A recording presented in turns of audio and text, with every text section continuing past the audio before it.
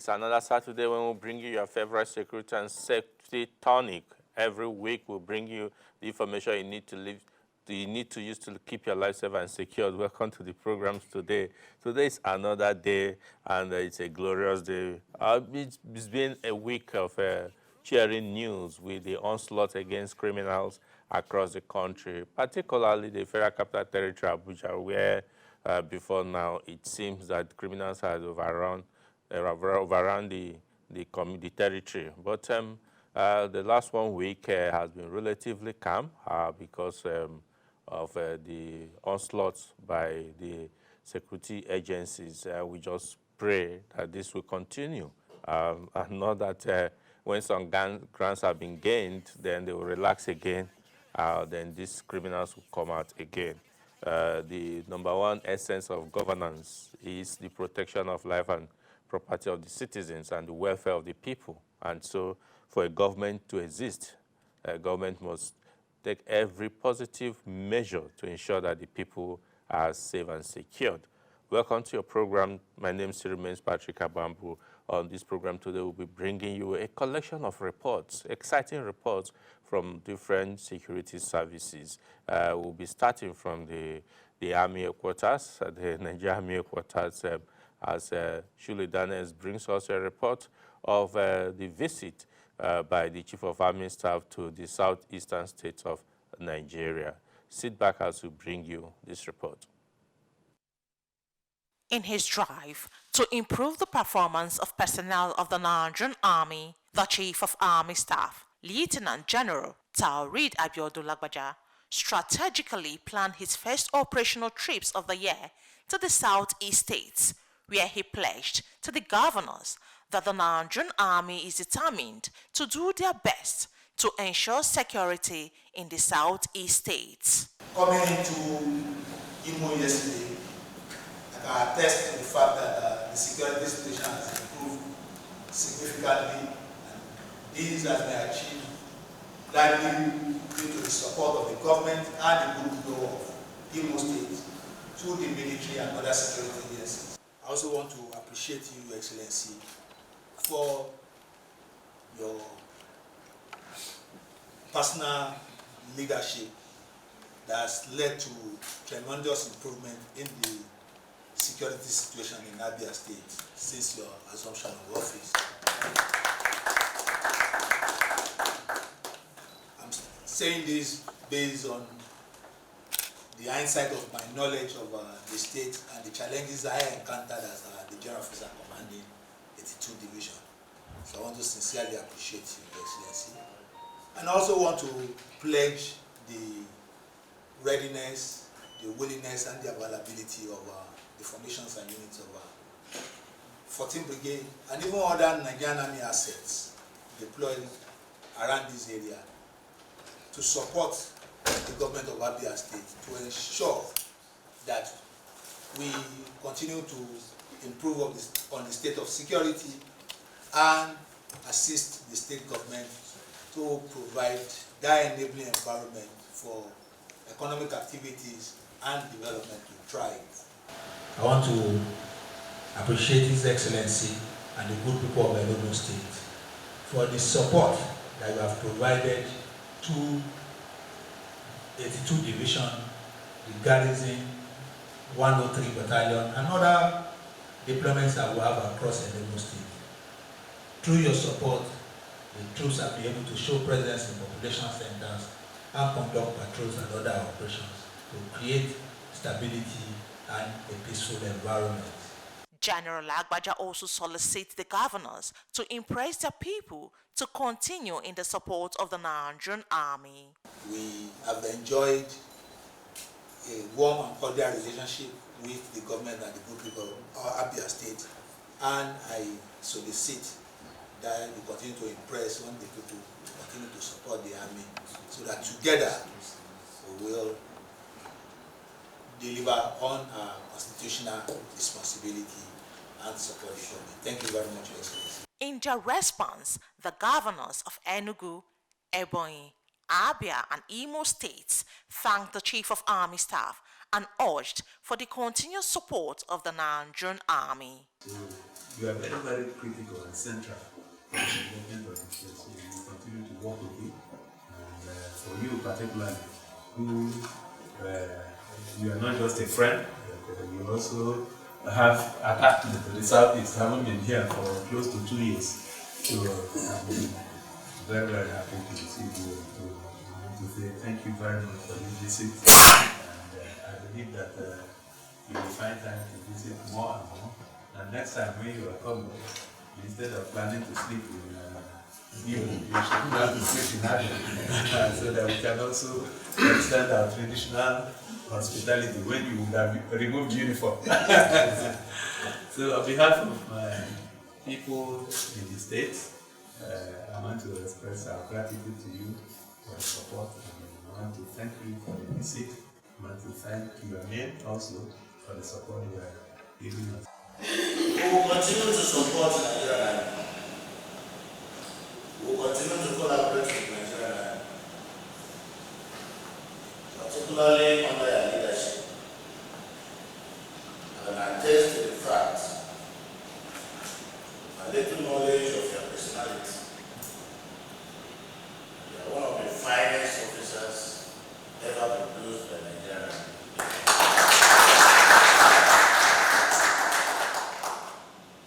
We know you.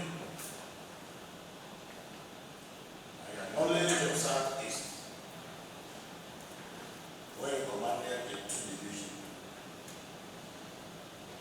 I'm also sure became an advantage for the accelerated clearance operation that is deployed to Southeast. And that was the growing piece of enjoying today. Chief of Army Staff, we are indeed very grateful to your leadership. Indeed, if the fight against insecurity must be won, all hands must be on deck in order to achieve this reality. Shirley Daniels, Security Watch Africa, Abuja. On Friday in Abuja, the Nigeria Police Force headquarters read out the successes recorded in the month of January so far. The first public relations officer, ACP Olumuyiwa Adejobi, addressed the media and paraded some suspects who were arrested by the police. Sit back as we bring you this report by Lucy Tawo.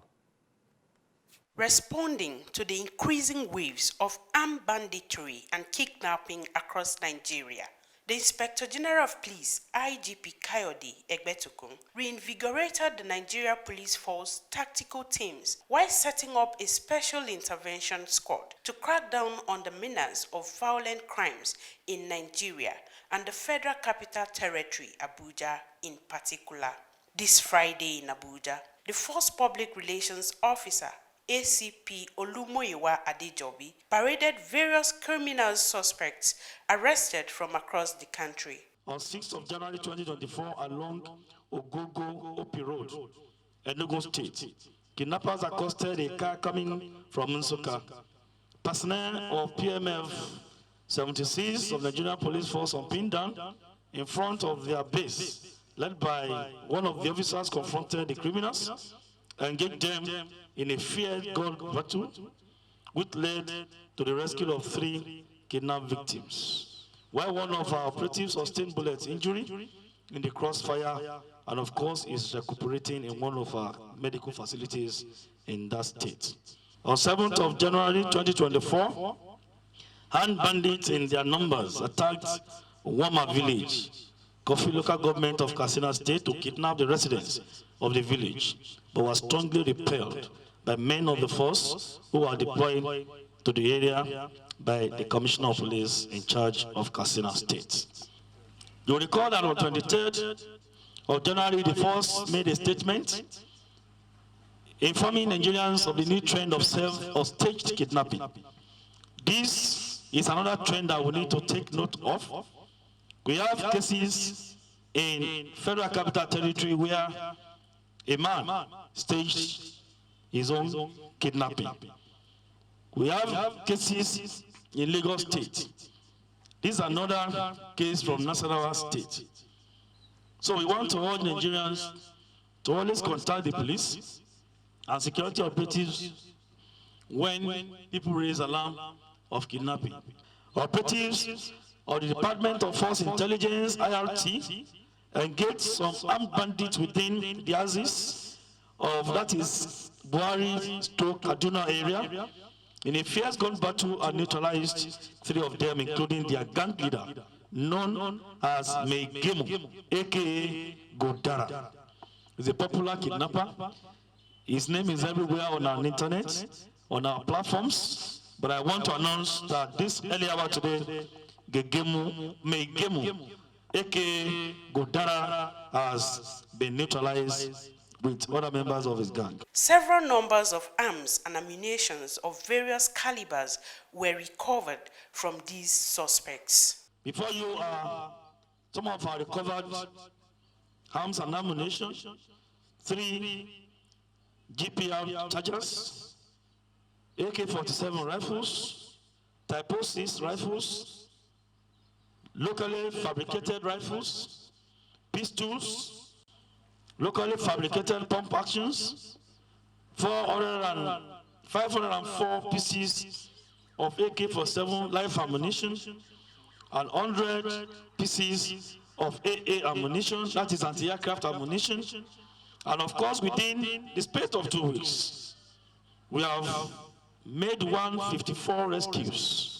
ACP Adejobi reiterated the Nigeria Police Force commitment to tackling crimes of kidnapping and banditry, rescuing victims on hot, taking the war to the doorsteps of the criminals and flushing them out of their hideouts.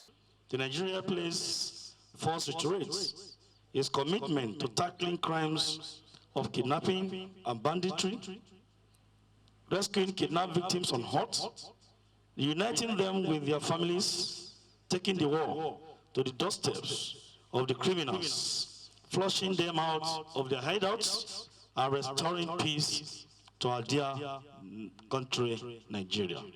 With what seems to look like the renewed vigor by the Nigerian police force, Nigerians are eagerly looking forward to a secured environment for their socio-economic development. Lucy Tawo, Security Watch Africa, Abuja. Welcome back. Yes, kudos to the men of the Nigerian Police Force and the leadership for taking these criminals off our streets.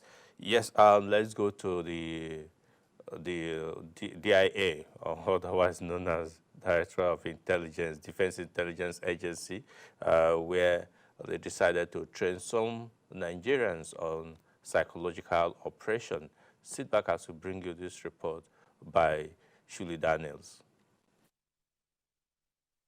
In striving towards the attainment of national security objective, the Defense Intelligence Agency, DIA, organized a 5-day national security course on psychological operations and strategic communication in Abuja with the theme, Winning the Hearts and Minds of Nigerians for National Cohesion and Development. In his opening remarks, the Chief of Defense Intelligence, Major General Emmanuel Udiodanye, spoke on the essence and importance of psychological operations and strategic communications. The 5-day program, facilitated by the Defense Intelligence Agency and the Safe Neighborhood Initiative, SAFENI, provides a very unique opportunity and platform to boost security experts' understanding of the dynamics of psychological operations and strategic communications. Psychological operations is an integral element of modern warfare that is widely neglected by practitioners and indeed communication science, even though it is a very important and complex issue as its kinetic twin brother.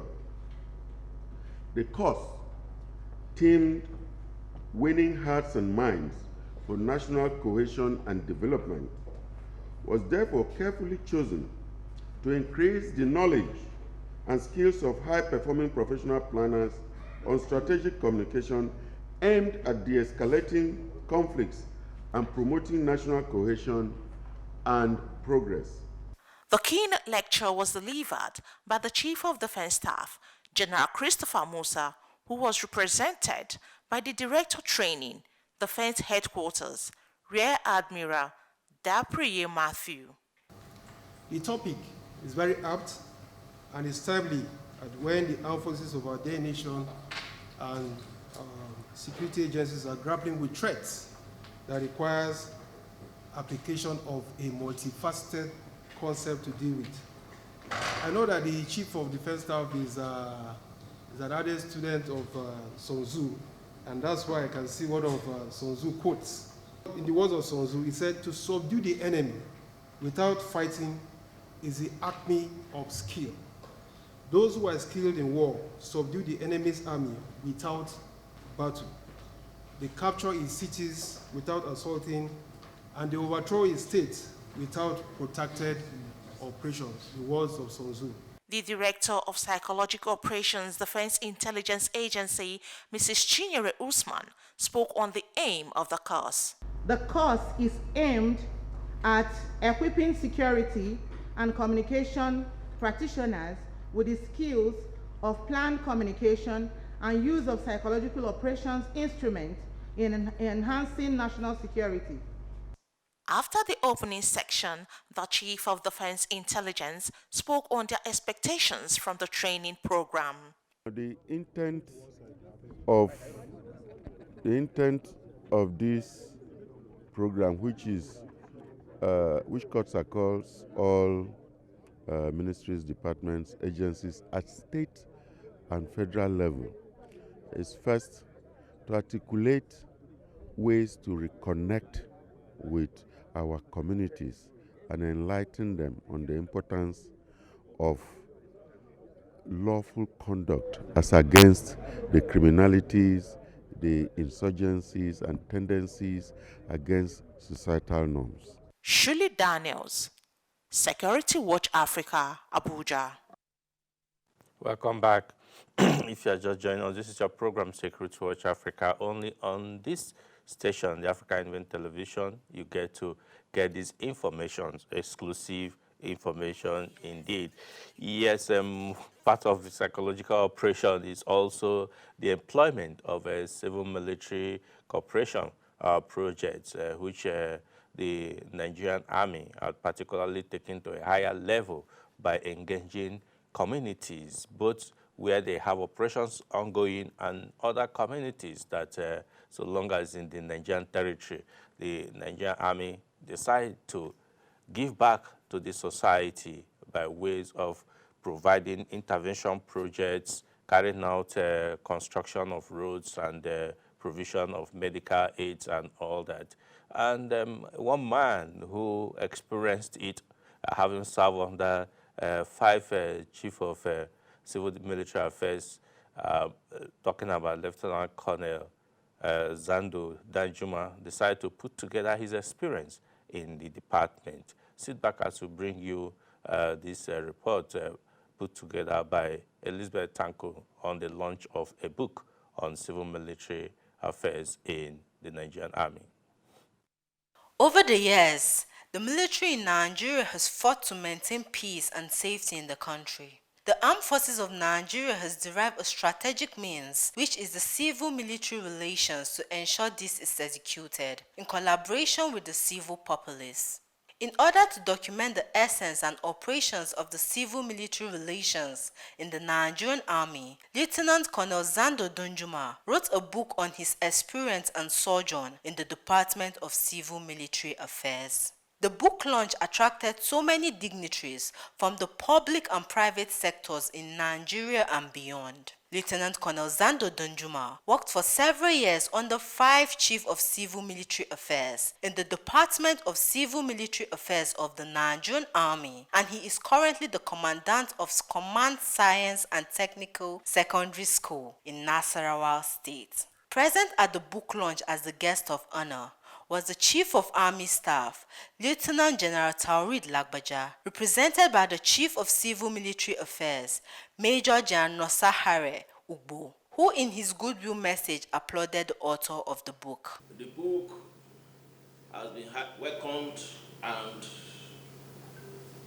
encouraged by very many senior officers, past Chief of Army Staffs, and the Chief of Army Staff today, Lieutenant General T.A. Lagbaja, is also very happy that one of us is able to put together this book. So I encourage everybody to go through the book, read it, and put it and let it be part of your library. While reviewing the book, Brigadier General Sani Kokashika Usman, retired MNI, spoke on the importance of the book. This book promises an enlightening experience for readers interested in the complexities of military service and civil affairs. Therefore, Civil Military Affairs in the Nigerian Army, my sojourn and experience in the Department of Civil Military Affairs, is a testament to the author's dedication and a valuable resource for those seeking insight into the intersection of military service and civil responsibility. And I highly, highly recommend this book for all interested people, particularly those intrigued by these complexities. And I urge you to get a copy now for yourself, because I'm sure by the time it is unveiled, within an hour or two, you may not even have a copy. At the end of the launch, Security Watch Africa had an interview with the author of the book and some of the guests present. I'm an officer of the Nigerian Army Education Corps. Let's start from the Chief of Army Staff. It has always been a philosophy of all Chief of Army Staff to implore officers of the Nigerian Army to document history, institutional history for succeeding officers, so that we can have a platform to build. And then also, being an officer of the Nigerian Army Education Corps, our corps commanders also understand the need for documentation of history, and it is even our responsibility as officers of the Nigerian Army Education Corps. One of our motto is actually to shed light, to illuminate the environment, and knowledge is a very powerful tool. Sometimes ignorance can be very expensive. This is a masterstroke. We're in a very difficult period where there's still distrust, mistrust, and misinformation and fake news about the armed forces. So it's important that narrative keep coming out that are positive, that create understanding about what our armed forces is doing, what the member personnel of the armed forces are doing. There's a need for them to keep up this work. So it's a commendable book. You hear of clashes between the military and civilians. Now this book is an insight on how the relationship between the military and the civilian should be, so that there won't be friction, there won't be crisis, and everything will go on smoothly. The book has carried everybody, the civilians, the military, our children unborn, and the children in the school. By the time that you get a copy of this book and go through it, you'll know that the book has a lot of ingredients that can help in our society. Elizabeth Tanko, reporting for Security Watch Africa, Abuja. Yeah, welcome back. Yes, the book is a must if you have a passion to know what is happening between the military and the civil populace. It's your endeavor to get a copy of that book. Yes, we have brought you this edition, but I'm sure that you'll want to join us again next week. We will bring you another exciting edition. Wherever the news is, Security Watch Africa will go there to get it for you. But before next week, follow us on all our social media platforms. Send us your views on some of the issues raised on this program, or some things you need to know, get response from the security agencies who will bring it to you. Until come your way again next week, I say thanks for staying tuned, and bye for now.